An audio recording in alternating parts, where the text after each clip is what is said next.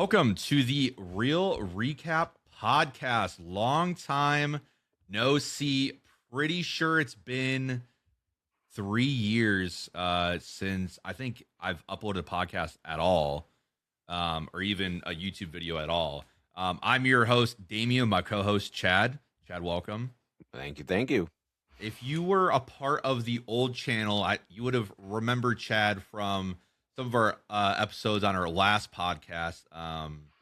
Most memorable was the mukbang. Sorry, didn't mean to interrupt you. Yes, yeah, absolutely. We did a mukbang, and it was honestly probably the most fun I've had recording. But obviously, if you're new here, this is our new podcast. We had one previously. We kind of focused on everything: video games, music, movies, random topics. But this one, I really wanted to focus on movies. That's Chad and mine's passion.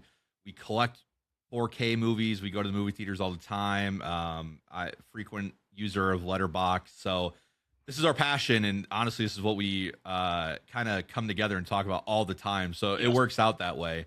So just kind of the agenda for today. This is just our first episode, kind of getting our feet wet. Again, trying to get back into this. I didn't realize once it started recording how nervous I was going to get for a second.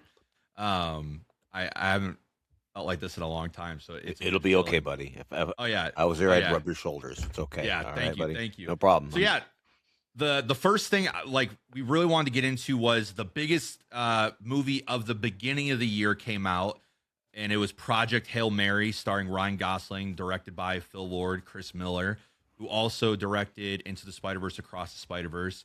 It came out last week. It is breaking box office records. I mean, it is the largest domestic opening for an original film of all time, beating out Oppenheimer, which is just crazy to even think about.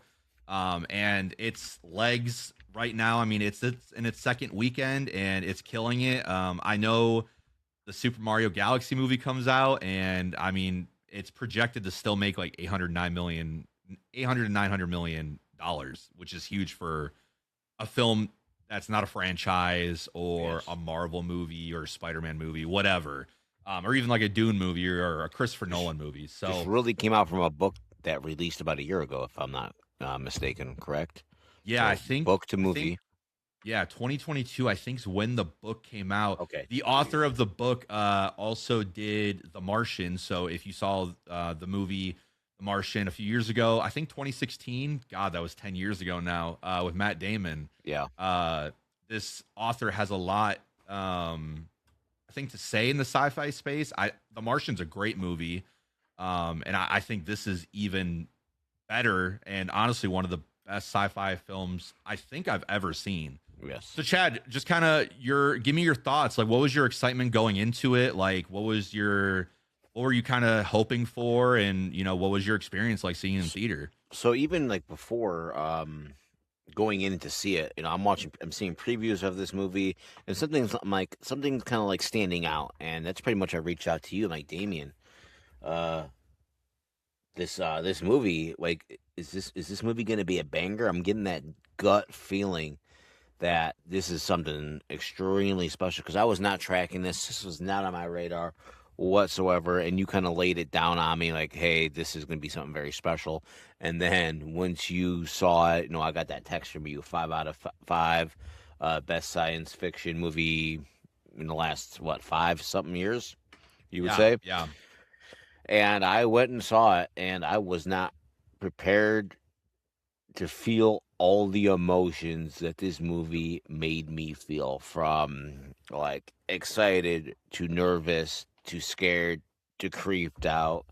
I'm gonna try not to give too many spoiler alerts, but like my first gut feelings when you did get to see the extraterrestrial. I'm like, oh man, is this thing about to eat his face, Ryan Gosling's face? And that. Yep. Spoiler, it doesn't happen. But It's in the trailers. You're good. Yeah. Thank you. All right. There's no face eating. But coming from watching every Alien movie every year, probably, that was a concern. But man, the movie had, for an alien character to have so much depth and feeling, was crazy. So yeah, just again, it as good as it is, it hit me because I was not expecting it whatsoever to be what it is. Yeah, I mean, I was kind of in the similar boat of like I wasn't paying attention to this movie until I would say I think the second trailer came out, which is actually kind of shocking because I love Ryan Gosling. He's Yeah, one of my favorite actors, just period. And I didn't know who was directing it. I mean, I didn't even know this was a book, anything. And the second trailer came out. I heard all this buzz about like, this trailer looks amazing. Watched it, fell in love, and then the early reviews started coming out. And early reviews can kind of be a little misleading. Like, there's been a lot of films in the past that early reviews have come out and they're like, "Oh my god, this is so good, this is so good," and then the movie comes out and it's yeah, like, "Okay, like what is going on?" But I mean, the early reviews for this was just amazing. People were already calling it a top 10 science fiction film of all time. Ryan Gosling's best performance. So then, that I as agree it with. kind of proceeded, and we got closer and closer to the full opening for everyone, and all of the other critic reviews started coming in, and even some people who got to see it early. I mean, I think this thing's at like a 98% on Rotten Tomatoes, and that's for critic score. I mean, I'm Yeah, sure it's around 90, between 92 to 97% for fans. Just because the feedback for this movie has been amazing. Word of mouth still holds true for cinema because, the conversation for a few years was, is the movie theaters dying? If it's not a franchise, if it's not a Marvel movie, you know, is it going to survive? And I think obviously the first start was, I think, Oppenheimer post COVID, hmm came out, original film, not a lot of action, very dialogue heavy, almost broke $1 billion. And then this, I mean, if you haven't read the book, I feel like a lot of people haven't. You don't know what you're walking into besides what you saw in the trailers. And the fact that it's blowing up this big just because everyone's talking about how good it is, how good it is. I mean, I think it just shows that like theaters can still survive and like films are in a good place. It's not about streaming, just about streaming So right I now, think it goes back to a conversation me and you had earlier in the week. Our movie's back. Did it Yeah. take the 6 years post COVID for movies to make the recovery? And after Yep. seeing this, I'm thinking yes. And I want to see more movies of this magnitude, this quality, this impact come out again. I want to see banger after banger. I want to be back in that time where I'm excited to go to the movie theaters weekend Yeah. after weekend with my buddies, with with my girlfriend, and see these great movies. I wanted to be like in back in late '90s, early 2000s. Yep. Again, I want Exactly. that. I love the movies. I want to see it supported. So Yeah, no, and I honestly feel like it's good that we're finally seeing like this resurgence of people falling in love with movies again because we went from like we honestly transitioned once we transitioned into the internet era, movies did kind of start taking a back seat once things like YouTube started coming out, right? And video content and just content in general started getting shorter. And then obviously that kind of rose to mainstream when Vine came out, little 15-second clips, rip. hugely popular. And then now TikTok, where, I mean, now TikTok has long form content, but like short attention spans have really been the detriment of movies because, I mean, a lot of my friends, they wouldn't want to go see a movie that was 2.5 hours, 3 hours long. I mean, could you imagine the Lord of the Rings coming out like 4 years ago? It's a 3.5 hour movie if it's Oh the yeah, director's cut. Like a lot of people would just be turned off. And I'm glad to see with Oppenheimer, 2 hour and 30-minute movie. You have the Dune movies, 2 hours plus. You had Top Gun Maverick, 2 hour plus movie. And then this movie's, I mean, 2.5 hours, and people are loving it and they're not getting tired or burnt out. yeah. I think that's a huge deal to show like movies are coming back. Yeah, so when it comes to this, I mean, I was so excited to see it. Went and saw it. I mean, I sat down and had really like no expectations because I didn't want to set myself up for, oh, I'm gonna hate this movie, or like I didn't want to go into it being like I'm gonna love it and then not like it as much as I thought. But I mean, blown away. Just, I mean, the visuals are just top tier. One of the best looking movies of all time. I mean, I don't even think it's even like something you can argue about. The CGI is amazing. The practical effects that they use for almost everything in this movie, whether it's the real sets. I mean, also another point I want to talk about. I feel like we're transitioning away from this CGI green screen heavy like era, where, and I really think that's Marvel's fault. If you look at the new Spider-Man trailer, it's still like that. It's gray, a lot of CGI, a lot of green screen. It doesn't look good. But the practical effects, like I got alien vibes watching this. Like the way that like the ship is, like it's very tight. Like it reminded me of how Alien the original felt and like the look of it. So I appreciate that. Even Rocky is, like obviously they use CGI in him as well, but he's like an actual puppet. Like there's a real puppeteer controlling him and everything like that. We're going back to basics, which is crazy. And again, I'm sorry to interrupt you, brother. Yeah. And you're probably tracking more than I am. Are you tracking to how this was filmed? The fact that you said, they're breaking away from green screens. Have you looked this up yet? I don't want to repeat kind of what you already. No, I mean, I've seen some of the director commentary about it. I've also seen like Ryan Gosling interviews, and then they've shown pretty extensive behind the scenes of how they filmed with Rocky and just the set, and it's insane. Yeah, I mean, this movie. Go ahead. Sorry, you hit the nail on the head. I just want to get this out. Yeah. This was filmed really with a lack of green screens in favor of a 360-degree practical space set on a hydraulic gimbal. This is when I'm hearing like puppets and I'm hearing a spaceship actually built on a set. I'm thinking, are we back in the 80s? Are we back in the 90s of how they traditionally did some of the best filmed movies? Yep. I think yes. So please continue. I just wanted to get that. Oh, absolutely. I mean.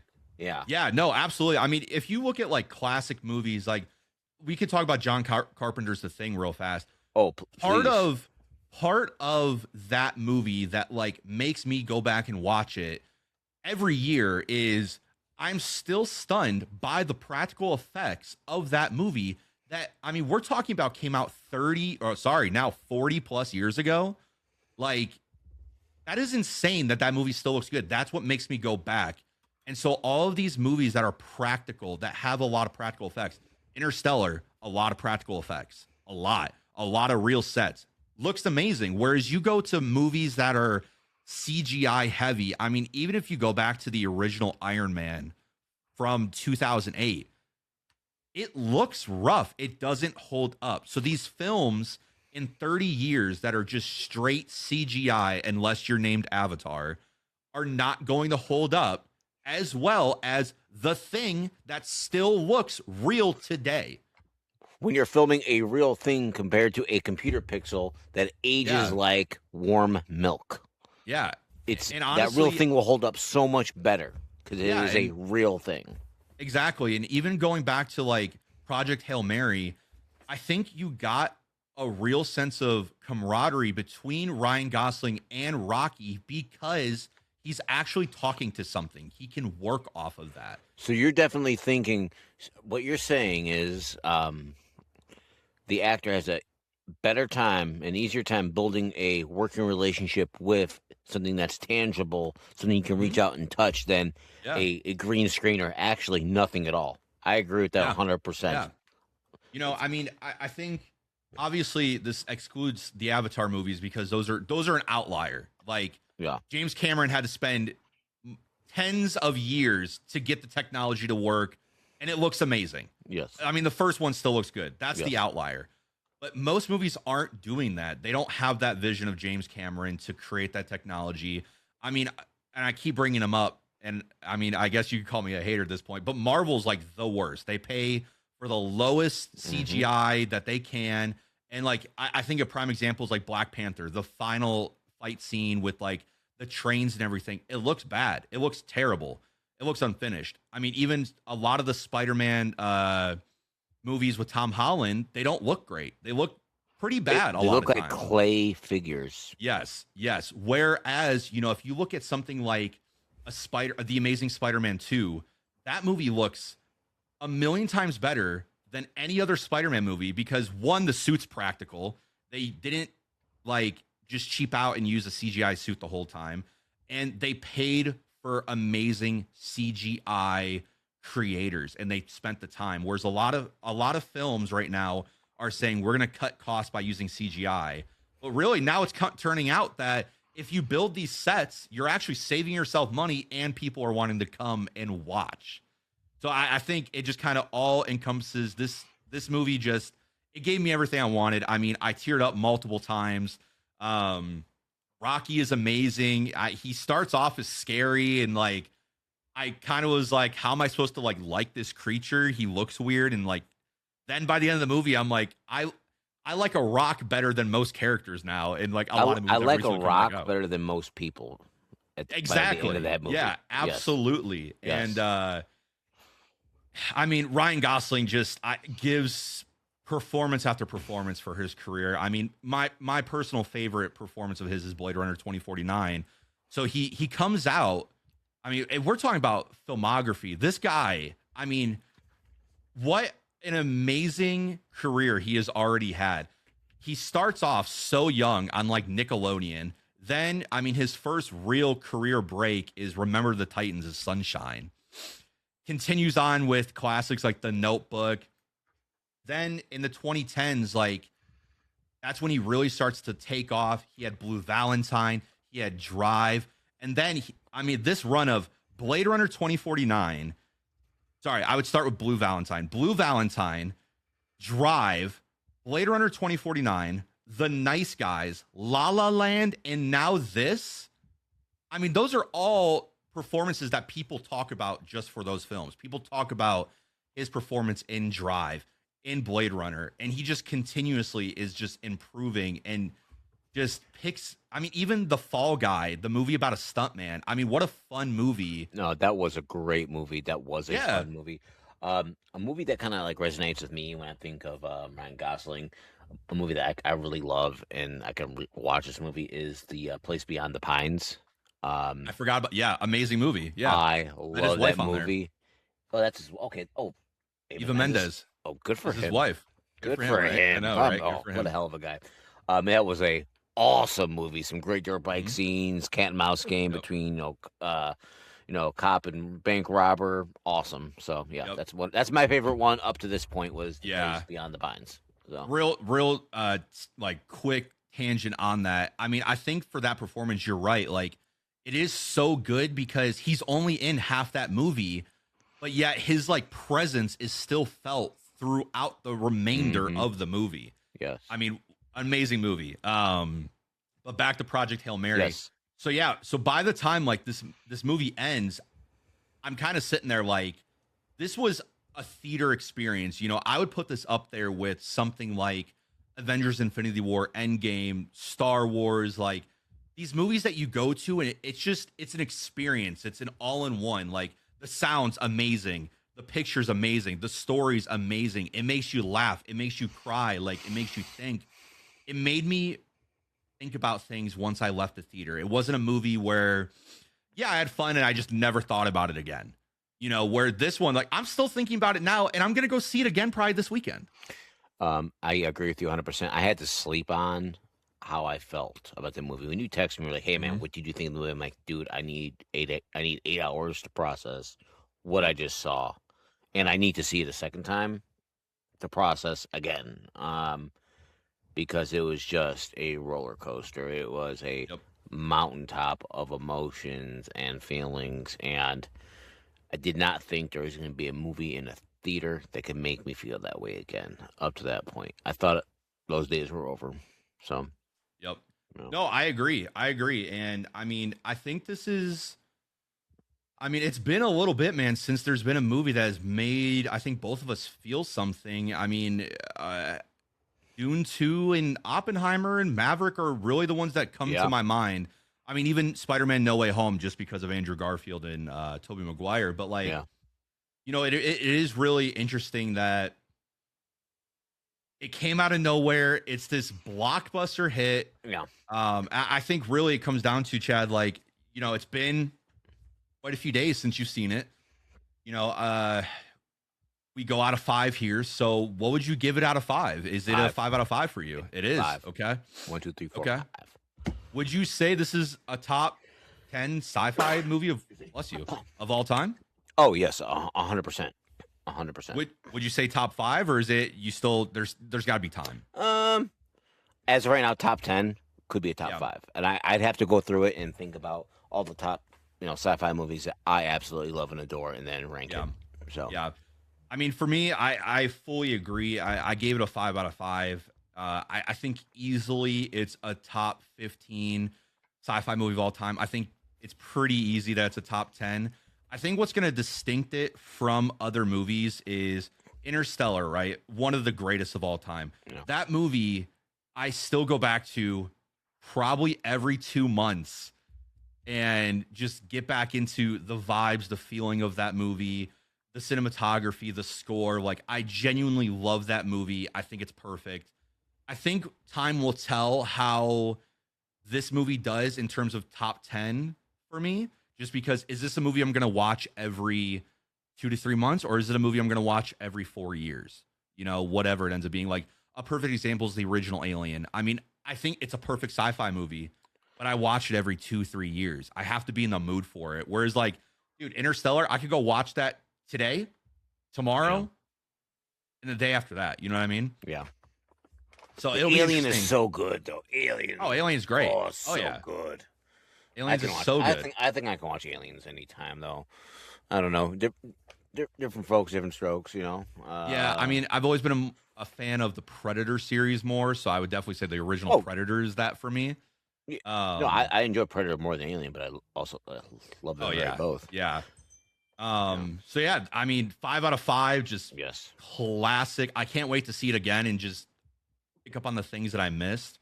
Um, but part of our introduction is we wanted to talk about, film is something that I have fallen in love with pretty recently in my life. I took a film class in high school. I was in 11th grade. And before that, I was watching just blockbusters, like Harry Potter. Like, I love Harry Potter still to this day, but Hmm.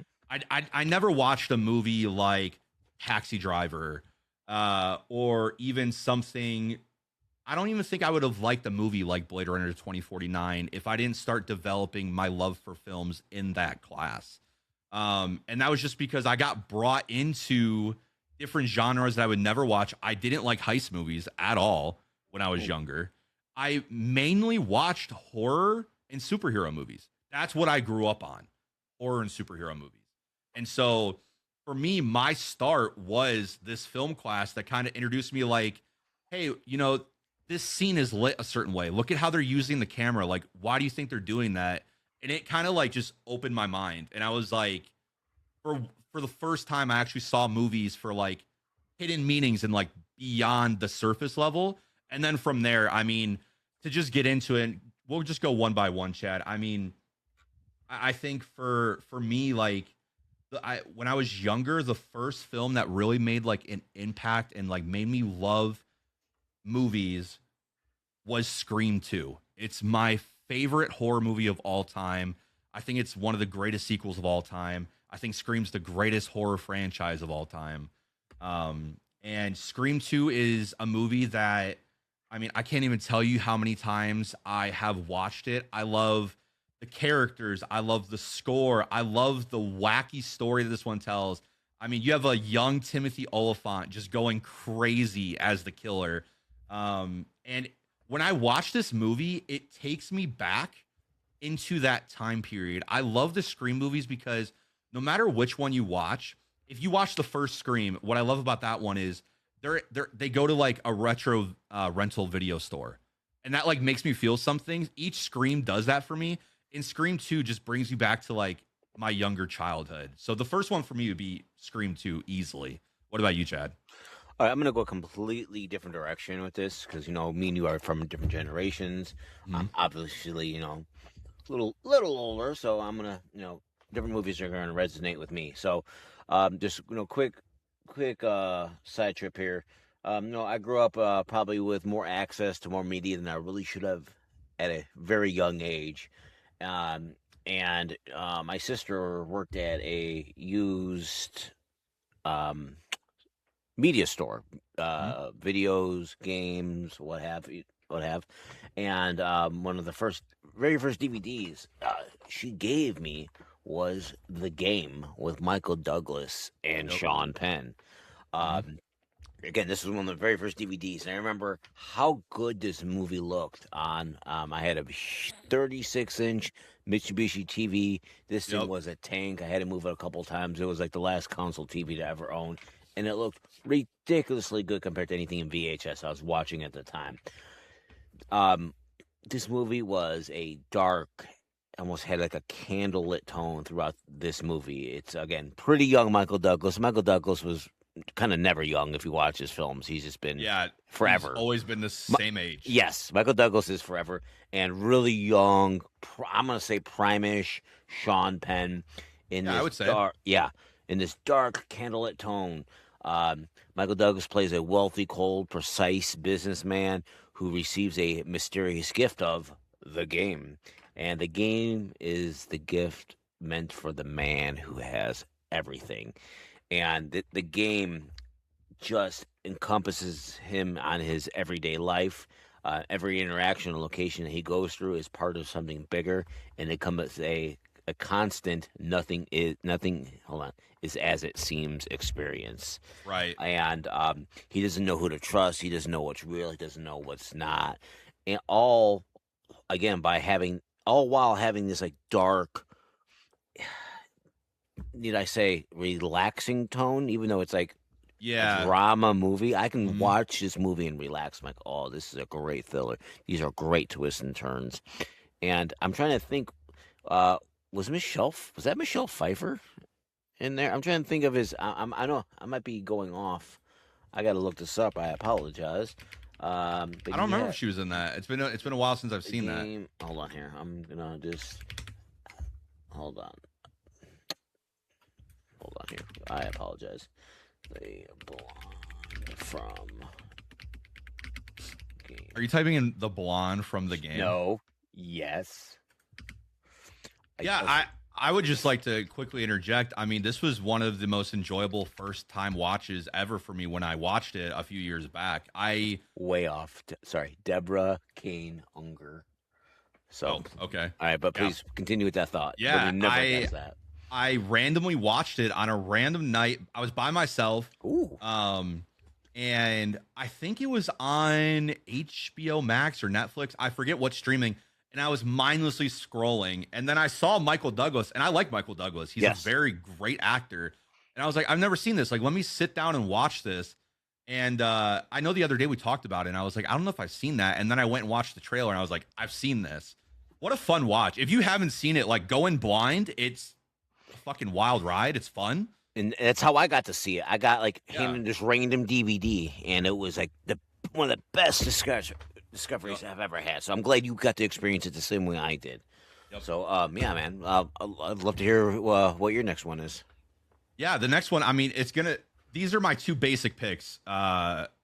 And then we get into like some of the deep cuts. But the next one, just when I was a kid, was Star Wars Episode 3, Revenge of the Sith. Okay. I mean, the completion of Anakin's arc. So I was born in 1999, so I wasn't here for the height of the original trilogy.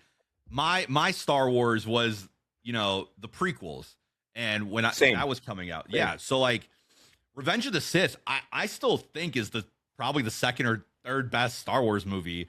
Um Anakin's just arc that you get through all three, watching him as a kid, going into, and you're seeing why he becomes Darth Vader, Palpatine's hold over him.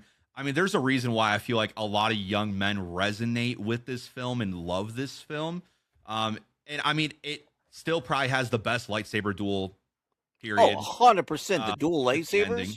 Yeah, yeah. Natalie Portman's phenomenalness. Ewan McGregor steals every scene he is in. Yes. Not even close. I mean, the opening battle sequence when they're in their fighters is just phenomenal. General Grievous is sick as fuck. This movie, if I wanted to just put on a blockbuster to just have a good time with, watch, like, just sit down, watch it, have some popcorn, have a beer, and just have a good time, it's this movie for me personally. I don't want to look into deeper meanings. I just want to have a good time. Yes. That's it for me. Awesome. I agree with What that. about for you? For you next, Chad? All right, so this was a movie I saw in the theaters, and it was a very important time for me because it was the first time as a child in a theater. I was a big boy and had my own popcorn, my own drink, and my own candy. Wow. I didn't have to share it with anybody I was with, and my Aunt Kathy was the one that made this experience, possible for me. And It was 1996 Twister in the theater in the Okay. 90s, all right? Okay. This movie was insane, all right? With the sound, just the sound of that train, that low grumble of Yeah. the tornado coming. And this movie did not wait to get going. The first 5 minutes, Helen Hunt's uncle's getting sucked out of a tornado shelter Yeah. bunker, trying to Yep. hold onto a door. It was just a wild ride from beginning to end. There was just also like I'm a car guy. It's no mystery. Dodge had just released their second gen Dodge Ram. They showcased a red Dodge Ram 2500 again within the first 10 minutes of opening scene, and it was the first time like the Ram had like a curvaceous body lines. Or putting the Yeah. V10 Magnum in it. So it was just huge. It was a huge impact on Dodge, and that movie made you want to go buy a new Dodge and beat the ever living shit out of it. Meaning driving the truck through a house while there was a tornado outside the house. But it was just this movie was done right with Bill Paxton. Oh yeah. Again, God rest his soul. Uh, Yep. it made. I'm pretty sure this inspired like weather chasers to go out and quote unquote chase tornadoes, but it was just a cinematic experience that still holds up heavily to this day. Oh yeah, for So sure. Oh heavily, yeah, for sure. yeah. So I mean, I haven't even seen the sequel yet. I don't plan to, but I should. I heard it was decent. I might watch it like one of these All days, right. but Yeah. I do like the original. The original is like a Yes. classic like disaster Oh, movie. sorry, and a crazy like uh almost cameo like appearance of Philip Seymour Hoffman as what Yeah. Dusty. And Yep. I'm trying to think of a couple of his wacky sayings he had in there. Dude, Um, but yeah, no, I'm not gonna try to say Hoffman it. But plays just like nutty, the weirdest characters in funny. all of his movies. It showed. I miss. God dang, do I miss him? Because his range was like just It was comedic. insane. He wasn't afraid to play the moron. He No, no. embraced playing the complete moron to playing the most Yep. genius, intricate, layered character that you'd have ever seen. But then go back Yep. to the complete moron.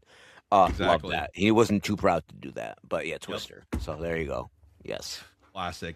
Yep. Yeah, I think for me, one of the first movies that had a profound impact, I talked about the film class, was a movie called Life is Beautiful. This movie, I don't want to say too much. I'll just kind of give like a rough synopsis. But basically, there is this bookseller. They're in Italy, okay, during World War II. Okay, there's this bookseller. He comes from Jewish descent. He has a family. Shalom. The movie starts out really like lively, like it's fun, and at some point in the movie they get deported to a concentration camp, and he's with his son. And the only thing I'll say is, and what really made an impact for me, was the relationship between a father and son, because in this movie they're going through all this hardship and he's making it like a game to his son. He's smiling throughout the concentration camp. As he's getting beaten, he's telling his son, like, it's okay. It's all part of the game. Like, it is so sad. For me, I think this is the saddest Holocaust movie I've ever seen, just in general. And Sorry, I wasn't smiling because the Holocaust, my soda was overfilling. So please. okay. I was, just saying. Sorry, I will crack a Holocaust joke here in a bit, but please finish. Yeah. So I mean, it just leaves an impact on you. I don't want to say too much. It'll make you cry. If you haven't seen this movie, I would give this movie like a 4.5 out of 5. It's phenomenal. Go watch it. If you could, out of all these movies I'm recommending today, if you want to cry, just go watch Life is Beautiful. Amazing movie. Okay. I unfortunately and shamelessly have not seen this movie. I'm putting this on to watch this week. But would you say a hot take from this movie? Nothing brings a father and son together like a Holocaust. Would you go out and say that possibly? I don't know. I I'm mean, not going to put you on fire, but I'm just saying that can be lifted up to interpretation. yeah, So, no, I mean, okay. definitely. I All do right. feel like, I think, especially now as a father, like, I definitely can resonate because it's like he's going through so much hardship, but yet he's there for his son, Yeah. so his son's not scared. He's shielding It's him. amazing. You know, Yeah. that sounds great. Yep. All So, right. Chad, Oh, next outstanding. for you. Okay. All right. Going into more awesome theater scene experiences. 1993, Jurassic Park, the original. Okay. Again, I saw this in theaters, and I saw this also in a drive-in theater viewing. Dang. So, Okay. man, I really got it good with this one. Again, starting off with just the sound, and I mean, when I say sound, I mean the sound effects. The score was done by John Williams. Groundbreaking CGI and animatronics. It was a Mhm. good mix. It was a good mix. And again, going back to that point we were talking about with Project Hail Mary, it wasn't ruined by all CGI because CGI does not age well, like fine, Yes. like warm milk. Um, all that changed movie culture. This was a classic Spielberg experience, like one of his classic movies. Excuse me, of Spielberg in his prime, and it resonated outside the movies. Outside, we had some of the Yeah. craziest, awesome McDonald's toys. We had these holographic watches, Jurassic Park with like the eye of like the T Rex, um, the Ford Explorers, the no Oh yeah. spare I spared no expense Yeah. 1994 Ford Explorers. Um, and I was laughing because again, I grew up with a father as a mechanic, and everybody's like gawking over these Ford Explorers. While I know there's 10 of them in the shop with transmission going out at 40,000, 50,000 miles, and a Right. class action lawsuit coming from it. So it was just again a what's the word I am trying to think of? It was a It's just iconic movie. iconic. It was thank Yeah. you, iconic movie. And also the movie gave me an illegitimate fear of electric fences after seeing that child get thrown back 20 feet and his heart probably put in AFib. So Yep. from it. So yeah, Immediately. I mean, immediately. low Yes. key horror movie. Low key horror Yes. Yeah, movie. oh yeah. Oh, You the know, Raptors? the Terrifying. raptor scene. Opening doors. Yeah, with the fucking the claws and Yes. the breath and everything. Yes. Low key That horror was movie. scary as shit. Yeah, Spielberg. I mean, it's kind Woo. of like, even though dinosaurs aren't like quote unquote monsters, it's kind of a monster movie in the realm of Yes. Jaws too. Yes. So like he's just, I mean, obviously Spielberg's top 5 director of all time. He just Yes. knows what he's doing. But yeah, I mean, this is just classic. I love Jurassic Park.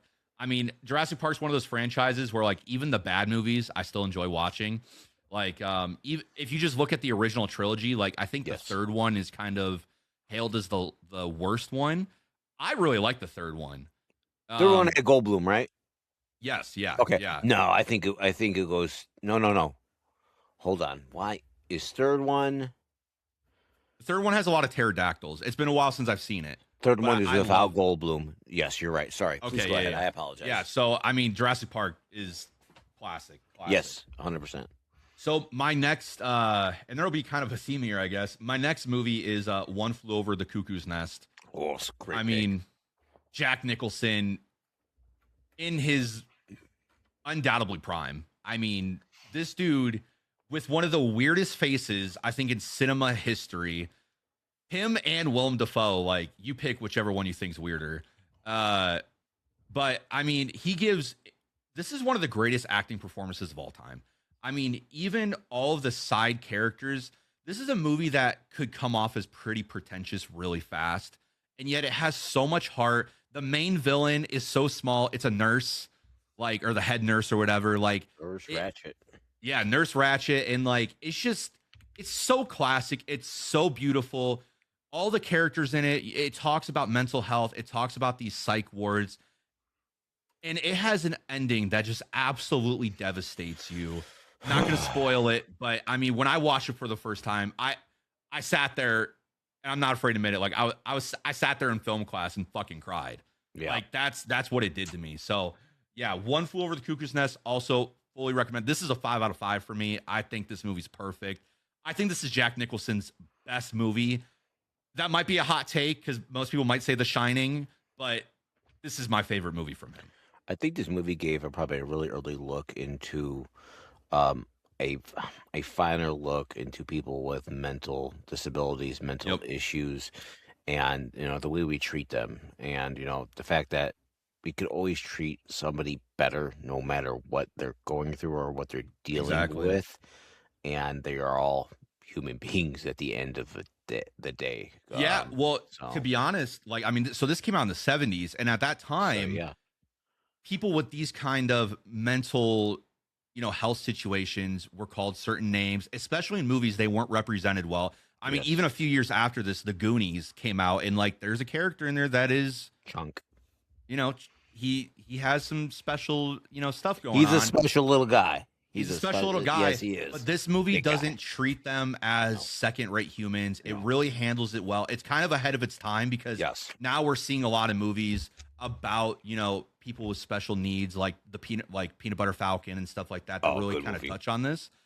This was the first one to really do that. So and before well, sorry, it's the second one. Elephant Man's probably the first one to do it. I don't remember if Elephant Man came out after this or before this, but those two are like the beginning. Oh, hot take. Um, I once got in trouble at work for impersonating a scene from Elephant Man. which scene? I am not a monster. I am a human being, but I acted it out with the same energy Yep. he had because I was expressing how amazing of a movie it was. It was Yeah. dropped because my old HRM was like, "Oh no, I love that movie. I know exactly what you're doing. Get back to Yeah. work." Yeah. Yep. So, all right, well, please Exactly. continue. Elephant Man, Yeah. outstanding. So Elephant Man, I mean, watch that movie as well. It's on my list. But One Flew Over the Cuckoo's Nest, I actually just picked this up on 4K. I can't wait to watch it. I haven't seen this movie in probably 4 or 5 years. So this is going to be a weekend watch for sure. But Chad, let's go into your next one. Oh, okay. It's my turn already. Let me get back to my notes.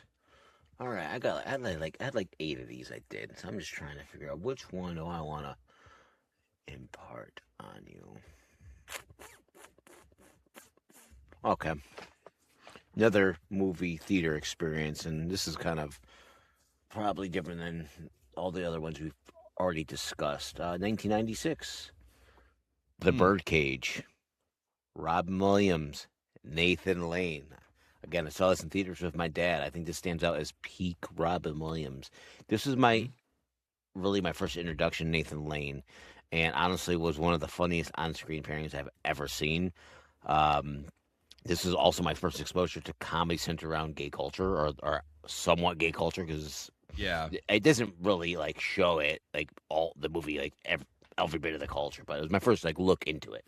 Um, and again, so the story follows a gay couple who own a nightclub, which I believe is in Florida. Their son is getting married to the daughter of a conservative Republican, which leads to like one of the funniest clashes, funniest scenes where um, Nathan Lane and Robin Williams as a gay couple have to attempt to act straight as a facade, Yeah, like a ruse a kind of. ruse Yeah. to make his fiance's parents happy. And Nathan Lane, you know,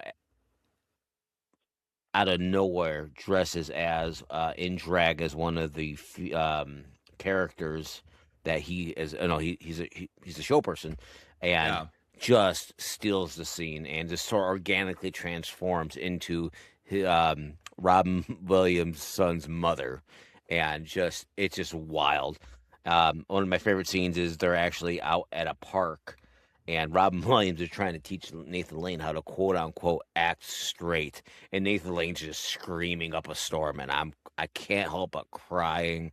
And I have tears come down every time I hear Nathan Lane like scream at Robin Williams. If you haven't seen it, please see it. This movie broke down so many barriers in the community. I love it every time it's on. I don't care if it's like on TV. I'm gonna watch the movie. The Birdcage just kills for me. And again, this is a movie that nobody was expecting to have the effect on culture like it did. So, Yeah, I mean, I hate to say it, I've never seen this. oh my god, it's To be honest, Robin it's Williams' filmography, I mean, I've seen stuff like Jumanji and Hook and even Insomnia, but that's a Chris Nolan movie. I haven't seen stuff like Good Will Hunting or even oh The wow, Birdcage. Yeah, I have on purpose not watched Good Will Hunting till I'm in the right space for that. Just because I know that movie is very heavy in a lot of thoughts. Um, oh so maybe I throw that on the weekend watch, but I will watch The Birdcage this weekend. I just added it to the list to yeah, watch this dude, you weekend. will laugh your ass Um, off. yeah, so that's a good one. But Robin Williams, rest in peace. I mean, Yeah, crazy what happened. Um, but yeah, I think the Birdcage and then I think Good Will Hunting after that, maybe in a few weekends. That I feel like depressing movies like that's for the winter time for me a lot of times. yeah, And now that we're kind of getting in the summer, it's like, all right, I want to start watching. I mean, it's already summer here in fucking Arizona. It's 100 degrees every day. But yeah. like, I'll add that. But the Birdcage is a good one. So my next one that I want to talk about would be, ooh, which one do I want to do next? I think I'm gonna do Heat. I think Okay. Heat. Uh, I mean, so once again, never heard of this movie until film class. That is how out of the loop I was in movies. I didn't know who Michael Mann was. I knew Val Kilmer, but as Batman, I didn't even see Tombstone at that point. Like that is how bad this my movie situation was back then is of I was just watching a lot of just superhero horror. I mean, I can't even explain how much I love this movie. First time Robert De Niro, Al Pacino were on the screen together. Oof. They were in a movie together previously, obviously The Godfather Part 2, but they were never on the screen together. First time they were ever on screen together and they both give the performance of their careers. For both of them, I think this is the best movie they've ever done. Al Pacino, I think, steals the show. He's funny, like really funny for some reason. Hooah! Yeah, and his character, I love that Robert De Niro and Al Pacino's characters are polar opposites. They both have what each other wants. Robert De Niro character is always about when there's heat around the corner, you got to be able to leave right away. Everything. And you can throughout the movie you can see that he wants a partner. He develops a relationship. Whereas the flip side, Al Pacino has a partner, neglects her, and he just wants that his life, his work. He loves it. At the end, he kind of comes around full circle and is like, okay, like I should love the ones around me, but he still chooses to take down Robert De Niro. I mean, Val Kilmer also just fucking kills it. Sizemore, I mean, Yeah. he plays such a like he just plays characters that you just don't like so well. I don't know how to describe it. He just has that face that you don't like, but he's a phenomenal actor. Yeah. I mean, it's just performance after performance. This is Michael Mann's best movie. I mean, I think by far, I would put Heat 1 and then Collateral number 2. We'll see how Heat 2 does when it comes out in a few years with that star-studded cast of Leonardo DiCaprio and Adam Driver. But I mean, this movie has everything. It has action. You have Val Kilmer, who, I mean, performs a mag swap that the police and the military use to teach their people how to cover people and how to do a proper mag swap. What are we even talking about? He also gives a phenomenal performance. I can't for the life of me think Go ahead and clip it right there in the corner of the screen somewhere. The mag change that Val Kilmer does. Yeah. Oh yeah. I For don't know if sure. that's possible. I'm just Oh yeah. I can clip it. sick. I think I forget his girlfriend's name, her real life name. Is it Judd? Is it Ashley Judd? It's Ashley Judd. You nailed it. Ashley Yep. Judd. Yes. I typically don't care for her in movies. She's really good in this. Swing. Yeah, she's not a great person outside of movies, but yeah. So I mean, it's if you haven't seen it, I don't know what you're doing. I mean, the ending's phenomenal. The score is so underrated. I feel like people don't talk about it enough. Yep. The final score when the movie is ending and you're resting on the final shot is just so overwhelming with emotions. And also, I think another point is this movie is a painting. the scene of Vince sitting in his or standing at his window in his apartment, and it's blue and it's lonely and he's staring out into the ocean. The final scene with Pacino and Robert De Niro, I mean, is sad, and you root for both characters. I think that's Yeah. another point. A lot of heist movies, you're rooting for the good guys or the bad guys. This movie, you like every character You like and wanted to you're see rooting them for them. somehow like join forces in the end. And, Yeah, like it's some cool, absolutely. yeah, Absolutely. So yeah. that I'll give my spiel for Heat another I time, like but that. please watch it if you haven't. Read Heat 2, phenomenal book. The movie comes out in a few years. I'm halfway through it, loving it. Yeah, absolutely. It was amazing. I have it on my shelf on display. That was a day where I don't buy books. I bought that book the day it came out at Yep. Barnes and Noble. Like, Yep. so huge deal. So Heat is that for me. All right, Chad. What is your next one? I don't know if we're already at 50 minutes. Do we want to keep this party rocking? Yeah, yeah, we can keep going for a Okay, little bit. okay. I got more. I got some more here. Let's see here. Yeah, I'll talk about one more. I think there's one more that is Okay. like the number one for me. But we'll go ahead if you want to go ahead and do one more, and then we'll kind of wrap it up All for right. this episode. All right. All right. So 1999. Another evening or day where nobody's watching what young Chadifer is watching on HBO while I was at my grandfather's house, because he had every movie channel possible at the time, and this was The Ninth Gate with Johnny Depp. Mm. And this was a dark, gritty story about a book dealer. This is Johnny Depp's character. He is a book curator, and he's been hired to locate and authenticate a book, I believe, written by the devil that can raise the devil. He is constantly pursued back and forth by characters of all sorts as he's attempting to get this book. He's also attempting to get multiple copies of the book because there's only like so many of them, and they need all of them to authenticate each other. And like every twist and turn, he is met by murders, people assaulting him. While at the same time, he has a kind of a he's been given a bodyguard against his will.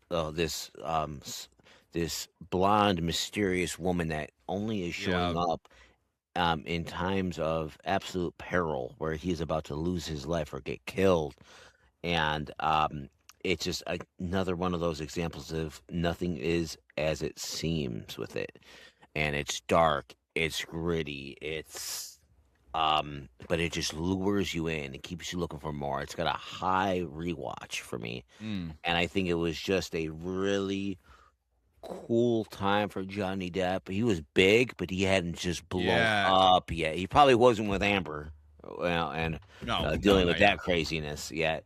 But it's probably my favorite Johnny Depp movie.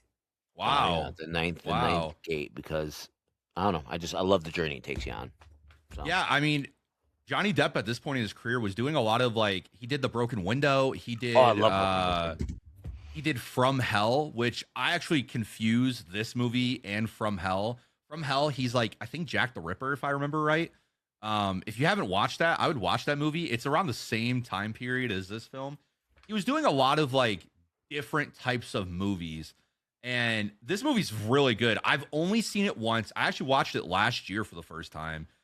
I agree. I think this movie like is something that if I were to rewatch it again, I would keep noticing more and more things that I never noticed previously. There's so many Easter eggs. There's so many Easter eggs. Exactly. Yeah, good point. Yes. Yeah.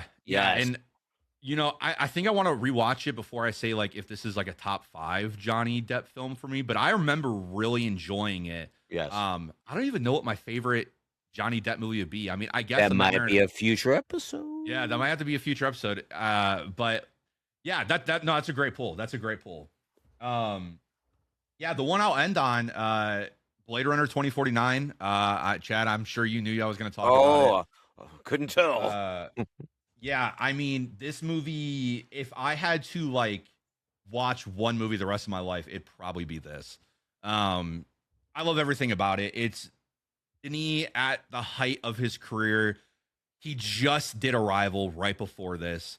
He takes on a franchise that is not huge. It's a cult classic. The first Blade Runner was actually not that popular when it first came out. It became a cult classic. Ridley Scott directed the first one with Harrison Ford. And I mean, he did one of the impossible things that something like a Terminator 2 did, where he made a sequel that was better than the first one. It talked about all the same themes as the first one, expanded them, and then added something new to say. I don't want to spoil it, but I will say Ryan Gosling's best performance for me. The world building is just phenomenal. It is so unique. You'll never see another movie that looks and feels like this. Hans Zimmer, the absolute GOAT of music composing. This is my favorite work from him. Obviously, I know Interstellar, The Lion King are up there as well for a lot of people, but this is my favorite. Yes. I listen to the soundtrack when I'm driving sometimes. I don't do that for movies really at all. I mean, the villains, you have a Jared Leto who actually is really good in this. You have like so many just set pieces that are so beautiful. They're so bleak. It talks a lot about a post-apocalyptic world, and I just love it to death. You have Ana de Armas. This was like really her first breakout role in the States. She was huge in her home country, and I love everything about it. The lighting, I love the way the story's paced. It's almost 3 hours, and I could sit through it easily. I cried at this movie. This movie has so many themes about, I mean, for me, I think the main point is so many people are born to be something. So many people are also born into something. And there's some people in this world that are born to be, you know, like a celebrity's daughter. They're just born into that life. And then there's some people who aren't, but it's your actions that make you a hero. It's not what you were born into. It's about what you do after. And I cannot recommend this movie enough. If you haven't seen it, go watch the first one. Harrison Ford also comes back in this. And this is Harrison Ford as an old man who doesn't put a lot of effort into a lot of his recent films. This was one of the movies he said he wanted to do a sequel for, and he wanted the right director, the right script, and he wouldn't come back unless it was that. And he came back, gave the best performance of the 2000s, I think, for him. Mm-hmm. And I mean, it's probably the best performance of his, top 5 of his career. Yeah. Future episode. I love it. Yeah, I love it. I can't say enough about it. I will make a video about everything, how I feel about this movie, because I have in the past, and it was like 30 minutes, and I have even more thoughts. So Blade Runner 2049, that ends out my list. What a phenomenal film. Chad, I know you've seen this movie. Do you feel like around the same as me? Do you like really like it? Oh, I feel that 100%. I think what you said right at the beginning was it's one of those rare movies where the second one is better than the first because they put so much work into making sure it was right, done with the right people, done at the right time. And the fact that, Harrison Ford wasn't the grumpy old man trying to do this movie to get a paycheck, that he cared about, invested into it, was amazing, and one of the biggest contributing factors why it was as good as it was. Yeah. And don't forget Bautista was in the beginning scene. Yes, he was. Yes, he was. Bautista killed it. This movie was just right, and you're the one that turned me on to it. I didn't see it in theaters. You had a brain fart when I told you, like, no, I've never seen it. Yeah. And I'm sad I didn't watch it sooner. Yeah. I mean, unfortunately, this movie flopped in the box office, just like the original. Yep. But now it's a cult classic. Still to this day, this is probably the best looking 4K movie I own. Top 5 looking 4K. Top 5. Yeah. Future episode. Yeah. I mean, just amazing. So, yeah, that kind of ends both our lists. Yes. Just for the films that kind of really made an impact on us, films that made us fall in love. And yeah, I just kind of quickly want to talk about some of the content that's going to be on here. So we're going to have the main podcast, new episode every single week. And then we're going to have something called behind the scenes. So this is going to be used for stuff like if we want to make a video of just a quick ranking, right? If it's just Chad wanting to do a video or me doing a video, behind the scenes. And then we're going to have some episodes called extras that are going to be separate from the podcast as well, where that might be something where we react to a trailer or we react to video games or something something that doesn't involve the main podcast. It's just a little tid piece, right? Might even be about our 4K movie collections, some Mhm. stuff we've bought. So that is the goal of this channel.